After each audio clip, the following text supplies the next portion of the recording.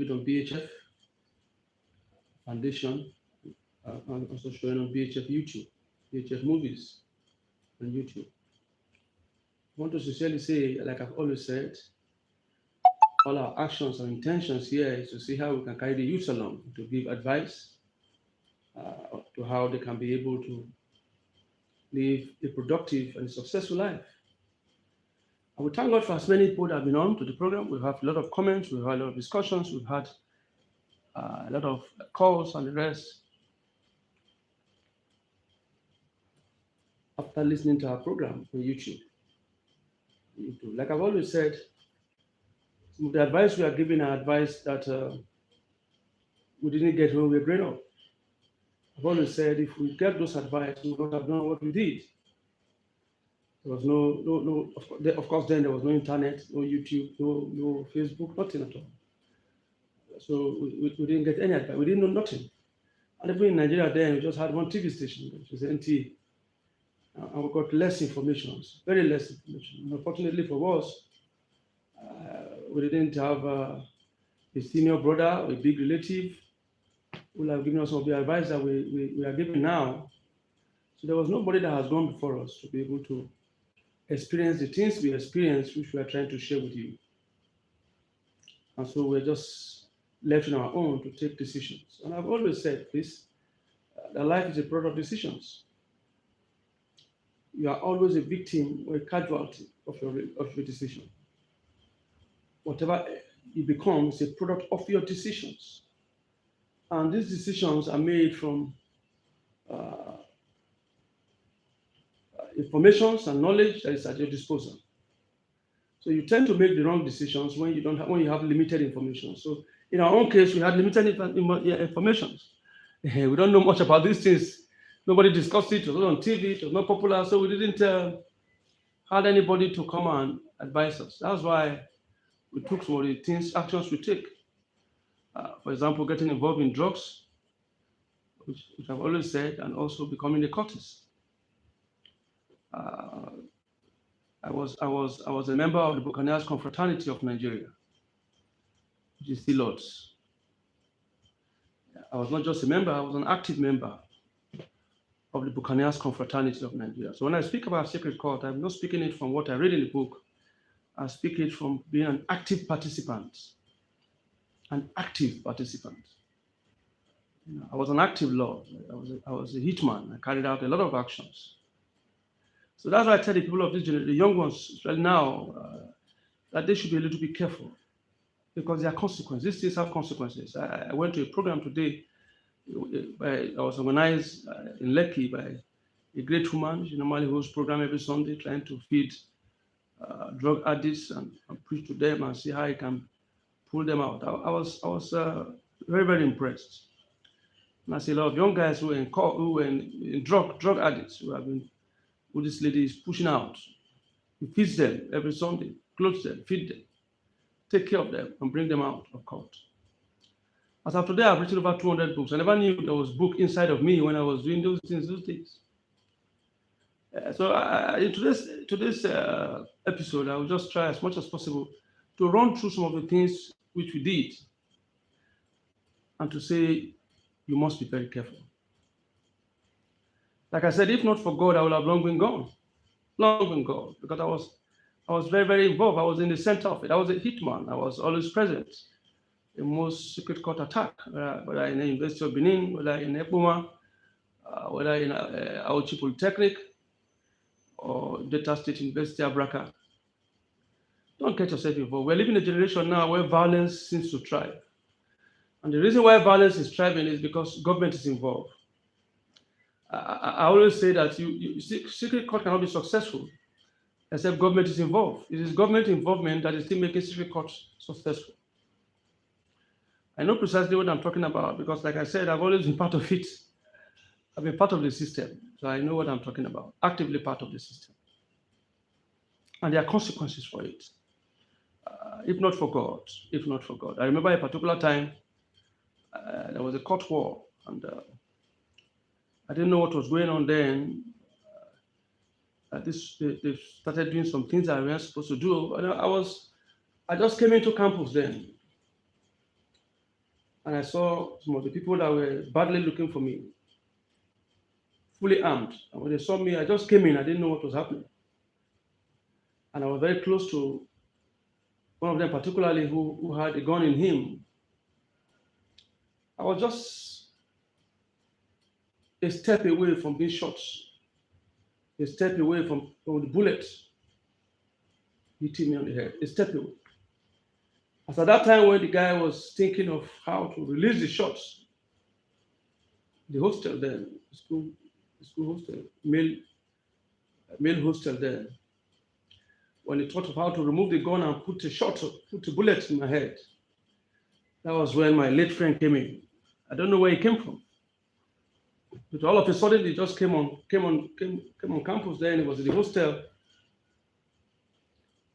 And immediately they saw that he was coming close to me. Those that wanted to shoot me retreated because they didn't want to take much risk, because they know that it's going to be a bloody war since we emerge. So that's why I want to tell people that to be very careful. And unfortunately, it was as if that guy just came to replace me. If he was not around then, I would have been shot. I remember one particular time that was many years ago that I was surrounded by security agents. They burst into the place where I was and they picked me up. They put me in their vehicle. I think a lady went to bring them. They reported me to them and went to bring them. They put me in the boot of their car. I was in the boot for close to 5 hours. Once in a while, they will bring me out of the boot, they will put me back. They picked me around 12, but around 4 or thereabout, something happened. That was where there was a disagreement among themselves. So the security agents were fighting among themselves.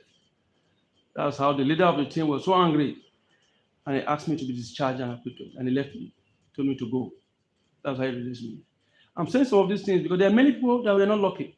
Like I said, one of my friends was not lucky. They took him in the front and he busted at the back. So we had a lot of casualties there. So we are saying all these things to know that it doesn't add value to you. It doesn't make you better. It doesn't make you intelligent. When you get to school, you have to read so you can pass your exams, and you end up becoming useful to your society. Your parents send you to school so that you can read, pass your exams, and graduate, and have a good degree. Being a member of a court has no bearing, has nothing to add to it. Yeah, absolutely has nothing to add to it. So we've seen a lot of attack, a lot of casualties, a lot of deaths. And so you need to be very careful, extremely very, very careful. Like I said, from Abraka to Ekboma, from Ekboma to Benin, to University of Lagos. There was one time security agents came to High Rise B, University of Lagos. But there was an attack on campus then. And they were able to trace, and they found out that I was staying in the High Rise many, many years ago. And I was sleeping that very particular period. All of a sudden, I had an urge to go and ease myself. There's places within the boys' quarter where you can ease yourself if you want to. I just have a feeling that I should go out. As I just stepped out of the building, not up to 2 minutes, security agents surrounded the building. They were searching everywhere, and they could not see me. That's how God rescued me. I put some of my actions and activities, I put them on this book. Guilty as charged. Guilty as charged. But it was His mercy that quit me.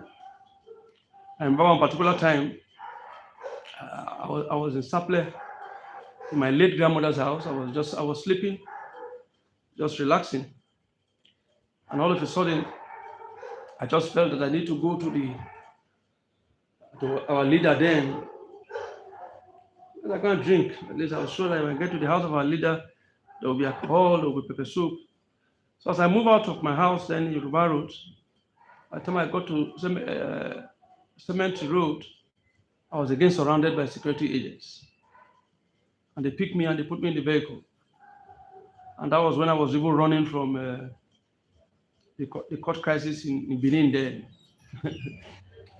And so one of the things I was thinking, I said, they finally caught me. And the lady there said he's among them. And I was wondering, I said, how come? So I didn't really know what he was saying. Until he said, he is among the robbers.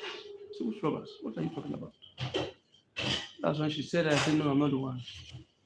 That's why I said, if not for God. And those days, when you are caught, you are killed. I'm talking about early 90s. When you are caught, you are killed.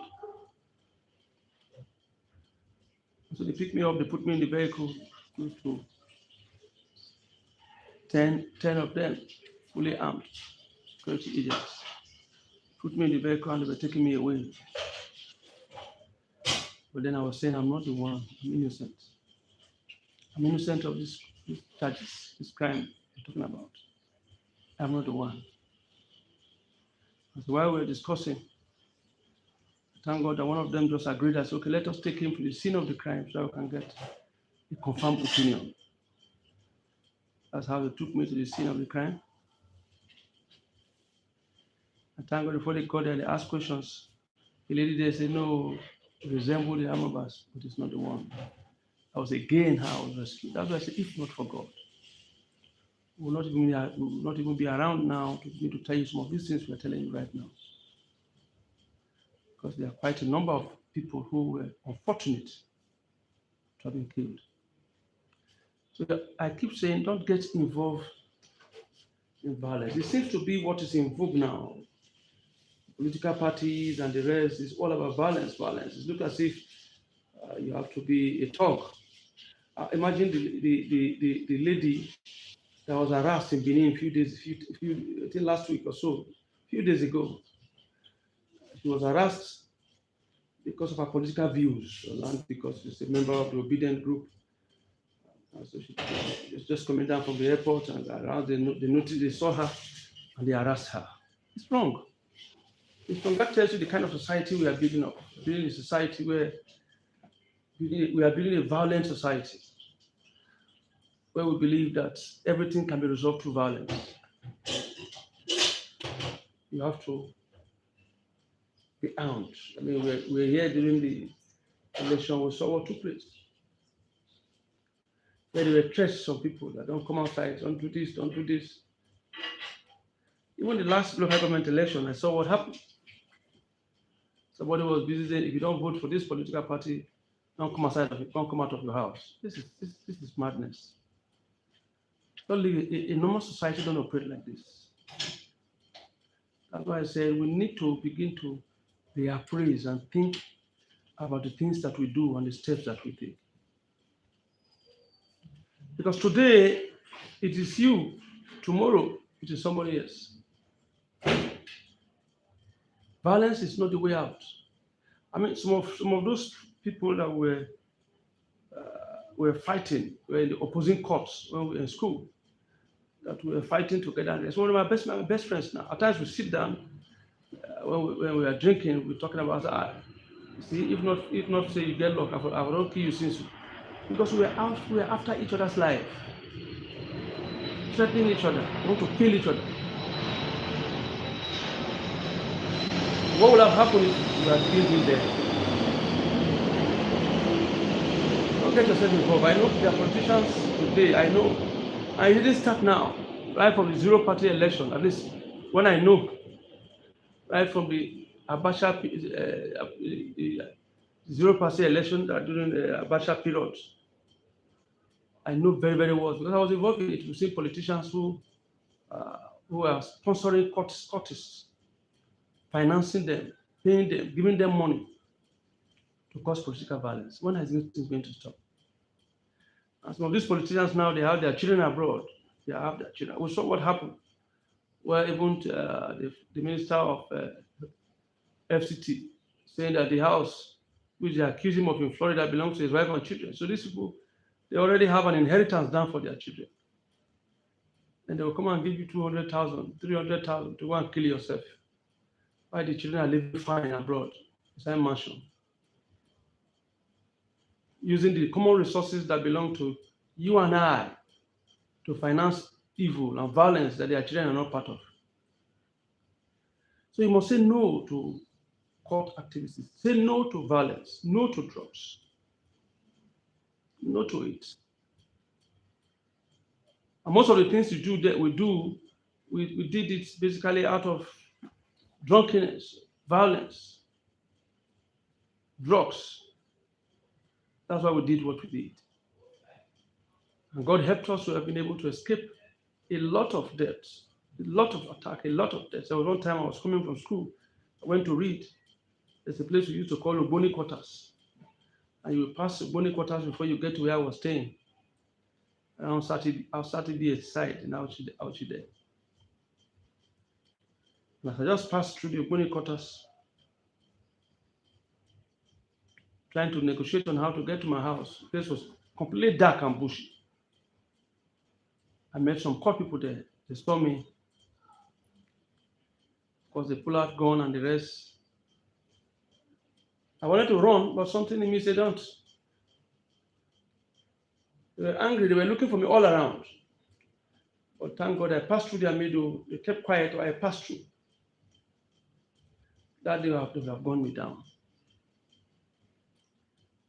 Very careful. We have all kinds of God groups. We have the Buccaneers Confraternity. You have the Black Axe, which is known as New Black Movement. We have the Air Confraternity. We have the Juries. We have the Marfites. We have the Pirates, the Sea Lords. We have various court schools. Don't be part of any of them. There's nothing to benefit from them. When I was joining the Buccaneers Confraternity, Sea Lords, I was made to believe that they will give me protection, they will do this, they will do this. That was the lies they sell to me. That's how I joined. But today I regret it. Hello, hi, Lesami, welcome. Thank you for joining me. This broadcast, welcome.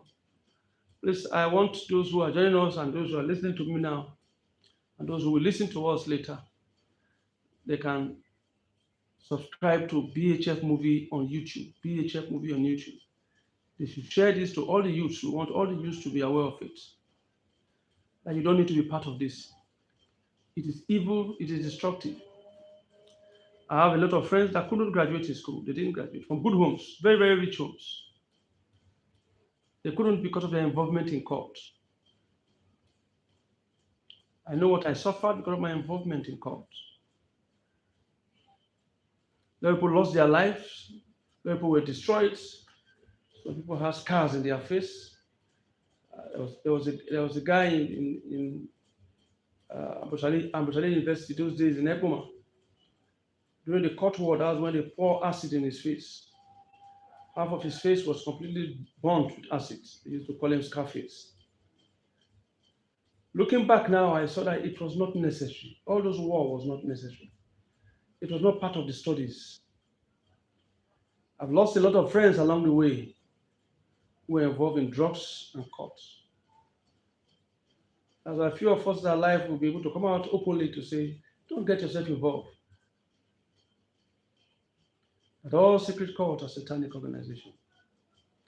The politicians are paying you to get your Versa during the election. What they did those days is to see chaos, and during the election, you go and disrupt the stronghold of their opponents so that they can cancel the election and reschedule it again, and they prepare again to win. That's what the politicians are doing. And these politicians are busy making money for themselves and their family. Look at all the allegations, call them allegations, alleged allegations, we don't know if they are true. At over 300 million, not even in Naira now, $300 million was used to build one of the biggest hotels in Saple, in Port Harcourt, by one of the politicians. Buying houses of $2 million for his children, and building a five-star hotel Port Harcourt and also building a 5-star supermarket in Port Harcourt, all with taxpayers' money, with the people's money.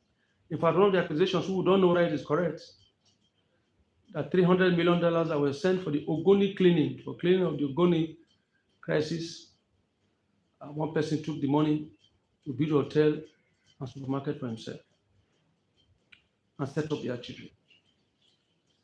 They will give you 200,000, 300,000 to go and fight to help them to win election, while they are stealing $300 million. You might just look at it. They are giving you 200,000 naira to go and fight for them to win election during the election period. They are courtists. They are courtists so you can go so that they can win election. 200,000, that's what they give to you. Meanwhile, they are stealing $300 million, which they used to invest for themselves and their family and their children. So it's time for you to rise up and say, no, I will not be part of it anymore. The politicians, whether they are governors, they are senators, they are House of Rep, local government chairmen, they are busy stealing and enriching themselves. While they are giving you 200,000, 300,000 to go and fight for them, while their children are abroad, staying, having a good time. So the question is, how long will you remain a fool to be part of their violent activities? You must make up your mind that you want to do what is right. I just give you an example of the help of God that made us to survive some of the attacks and the crises that we got ourselves involved in as Scottish people. When we were in school, I told you I was a member of the Buccaneers Confraternity of Nigeria, involved in violent activities, while the politicians are busy making money, buying houses abroad for their children. So giving the courtists 200,000, 300,000, 1 million naira, while they are stealing millions and millions of dollars. As we begin to round up, it's just a 10 minutes program. As we begin to round up, life is about taking decisions. And I say, whatever decision you take, I just want to lay the facts for you. So before you take the decision, you ask yourself, is it a wise decision? Will I be fighting and defending politicians as a thug? And if they kill you, they shoot you, for example, and you are dead, these politicians will ignore you. Because you are not important to them. You are just an object to be used to win election. In the winning election, they go with millions and millions. Why they give you 200,000 so you can go and take bullets. So you can go and die for them for 200,000. Why they put millions and millions of dollars to buy houses for their children abroad and set up their family. This wealth belongs to all of us. So you must stand up as a secret court, no matter the court you belong to. Whether you're a member of the Buccaneers Confraternity, you're a member of Black House, you're a member of Eye, you're a member of Maphites, a member of juries, whatever court you belong to, say no to these politicians. Say no to them. They want to destroy your life by giving you peanuts, while they want to enjoy life and their children by putting millions and millions to themselves, their family, their children, and give you peanuts so you can go and die for them. Say no to politicians that come to recruit courtists and empower courtists. Say no to them. Say yes to life. Because in the next 10, 15 years from now, you will discover that it was a mistake that you've done. And I pray that you'll be alive to realize that it was a mistake. Until we meet again tomorrow, please take good care of yourself. Say no to drugs, say no to secret court activities. This is BHF. This is Time Out with Elo David, BHF Foundation. For those of us who want to be part of this BHF, BHF is a youth organization that goes to different campuses, different schools, different campuses, to speak against drugs and cult and the rest. That's the assignment. That's the assignment that we do. It's not a church, not a mosque. It's an NGO. If you want to support BHF Foundation or you want to be part of it, you can call this number 070 5208 5237. Again, 070 5208 5237. You want to send us an email, you can send to bhffreedom2011@gmail.com. bhffreedom2011 bhffreedom2011@gmail.com. And if you want to be part of our next program, we're having a program that is going to from different schools. We're having a program in Benin, we're setting a program in Ibadan. We are planning for that program in UI, planning on that program in LASU, different programs. And so if you want to support us, you want to be part of it, this is BHF account number 042986769. GT Bank, Guarantee Trust Bank. Account number again, 04298606769. BHF Guarantee Trust Bank. BH Freedom. Believers House of Freedom account. Believers House of Freedom. That's the account name. Believers House of Freedom Foundation.